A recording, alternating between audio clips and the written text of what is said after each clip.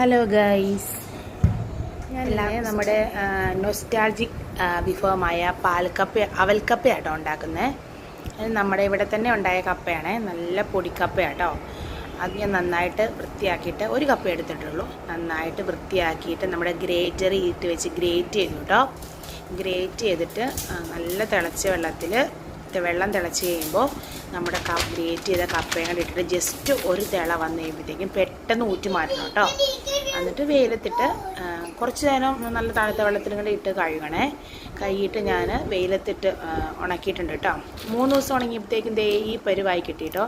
നന്നായിട്ട് ഉണങ്ങി കിട്ടി, നല്ല വെയിലായിരുന്നു. 3 ദിവസം ഉണങ്ങിയപ്പോഴത്തേക്കും ഇതുപോലെ ആയിട്ടോ. എന്നിട്ട് നമുക്ക് ഈ കപ്പ പണ്ടൊക്കെ സ്കൂൾ വിട്ട് വരുമ്പോൾ മമ്മി ഉണ്ടാക്കി തരുന്ന ഒരു ഐറ്റാട്ടോ, നല്ല ടേസ്റ്റിയാണേ.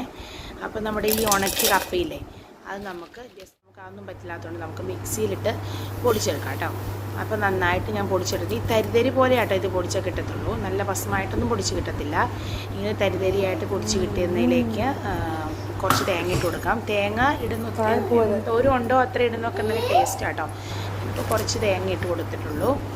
പിന്നെ ഞാൻ ഇങ്ങനത്തെ 2 കട്ട ശർക്കരയും ഗ്രേറ്റ് ചെയ്തിട്ടിട്ടുണ്ട് കേട്ടോ. പിന്നെ നമുക്ക് ടേസ്റ്റ് വേണ്ടിയിട്ട് 2 ഏലക്കായ കുറച്ച് പഞ്ചസാരയും കൂടെ ചേർത്ത് ഞാൻ പൊടിച്ച് വെച്ചിട്ടുണ്ട്. പിന്നെ ഈ ശർക്കരയും തേങ്ങയും ഈ കപ്പപ്പൊടിയും കൂടെ മിക്സ് ചെയ്ത് കൂട്ടും ഈ ഏലക്കയും പഞ്ചസാരയും ചേർത്ത് കൂട്ടി നോക്കി എങ്ങനെയുണ്ടെന്ന്. ഞങ്ങളൊക്കെ കഴിച്ച് തീർത്തു കേട്ടോ. എങ്ങനെയുണ്ട്? സൂപ്പർ കപ്പയല്ലേ? ശരിക്കും പറഞ്ഞാൽ നിങ്ങളുണ്ടോ കപ്പ മേടിക്കുമ്പോൾ കപ്പ പുഴുങ്ങൊന്നും ചെയ്യാതെ ഇങ്ങനെ ഉണ്ടാക്കി കഴിക്കണമെന്നാണ് എൻ്റെ അഭിപ്രായം. ബിക്കോസ് എന്നാന്നോ, ഈ മറ്റേ കപ്പയും കൊണ്ട് പുട്ടുണ്ടാക്കുന്നേക്കാളും കപ്പ പുഴുങ്ങുന്നേക്കാളും കപ്പ ചിപ്സിനേക്കാളും ഏറ്റവും നല്ല ഐറ്റാട്ടോ ഈ അവൽക്കപ്പ. പെട്ടെന്ന് ചെയ്തെടുക്കാനും പറ്റും. 3 ദിവസത്തെ വെയിൽ ഞാൻ കൊള്ളിച്ചതേ ഉള്ളൂ. എന്ത് ടേസ്റ്റാണ് നോക്കുക. അപ്പോൾ എല്ലാവരും ഇങ്ങനെ ട്രൈ ചെയ്യുക. വീഡിയോ ഇഷ്ടപ്പെട്ടാൽ ഷെയർ ചെയ്യുക, ലൈക്ക് ചെയ്യുക, കമൻറ്റ് ചെയ്യുക. വേറെ വീഡിയോ ആയിട്ട് വീണ്ടും കാണാം കേട്ടോ. അതുവരെ ഓക്കെ, ബൈ.